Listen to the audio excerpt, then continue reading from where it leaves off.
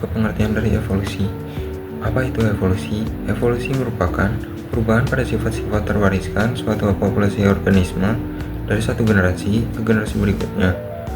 Nah, kita lanjut ke mekanisme evolusi. Nah, mekanisme evolusi ini ada 5. Yang pertama itu ada mutasi. Mutasi itu adalah proses perubahan genetik yang terjadi secara acak dalam uraian DNA suatu organisme. Contohnya ada perkawinan antara laki-laki dan perempuan berkulit coklat yang menghasilkan anak albino. Yang kedua ada seleksi alam. Seleksi alam adalah penyesuaian makhluk hidup dengan lingkungannya. Contohnya ngengat berbintik yang bertahan hidup lebih banyak di daerah industri. Ketiga ada rekombinasi gen. Nah, rekombinasi gen ini merupakan pertukaran materi genetik yang menghasilkan gen baru. Contohnya perkawinan antara ayam kate dan ayam walnut yang menghasilkan ayam ros. 4 ada migrasi. Migrasi merupakan perpindahan organisme secara berkelompok dari satu tempat ke tempat lainnya. Contohnya penyu belimbing yang bermigrasi untuk mencari lingkungan yang sesuai untuk berkembang biak. Kelima ada genetic drift. Genetic drift merupakan perubahan frekuensi secara acak pada suatu populasi. Contoh, populasi bison di Amerika yang terancam punah akibat perburuan. Selanjutnya, kita masuk ke teori evolusi. Nah, yang pertama itu ada penjelasan dari Jean Lamarck. Nah, penjelasan dari Jean Lamarck ini adalah bahwa jerapah itu hanya ada satu jenis, yaitu jerapah berlayar pendek. Nah, karena makanan jerapah ini ada di pucuk daun yang tinggi, mau nggak mau, jerapah harus berusaha menguatkan otot lehernya menjadi panjang untuk menggapai dedaunan tersebut.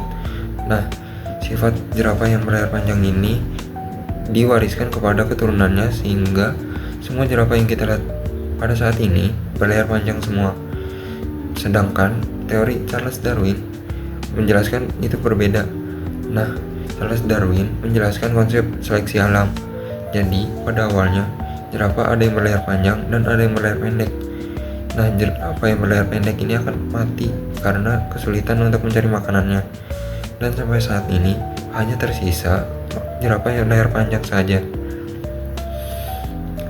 Charles Darwin juga menjelaskan teori evolusi burung finch.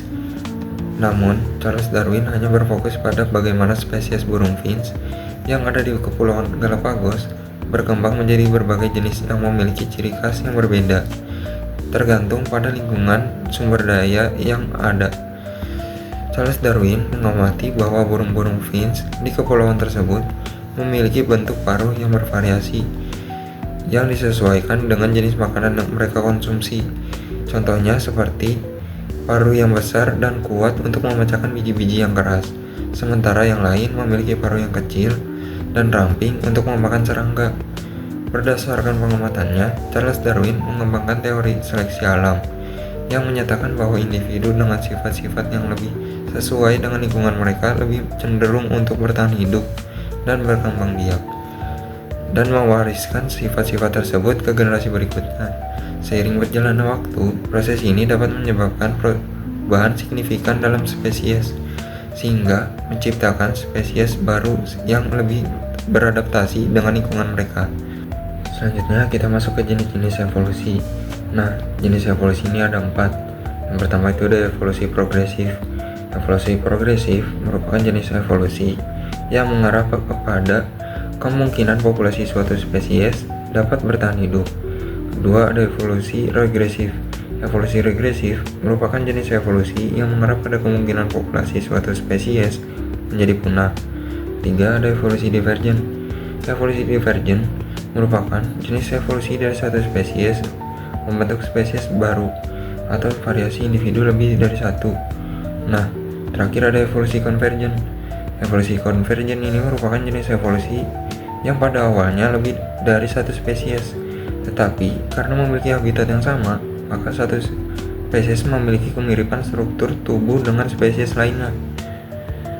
Selanjutnya, kita masuk ke bukti-bukti evolusi. Nah, pertama itu ada variasi individu. Jadi, setiap hewan itu memiliki ciri khasnya masing-masing sesuai dengan lingkungannya. Contohnya seperti burung dengan paruh kecil untuk memakan serangga.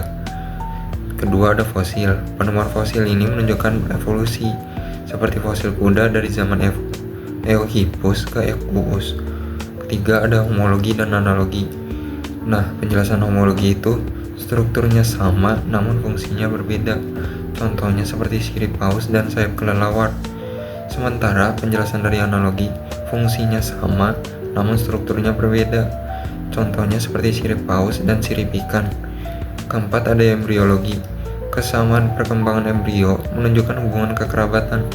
Kelima, ada perbandingan biokimia dan fisiologi. Semakin sedikit perbedaan asam aminonya, semakin dekat hubungan kekerabatannya. Keenam, ada organ sisa. Nah, contohnya itu ada tulang ekor manusia yang menunjukkan evolusi dari nenek moyang yang memiliki tulang ekor besar.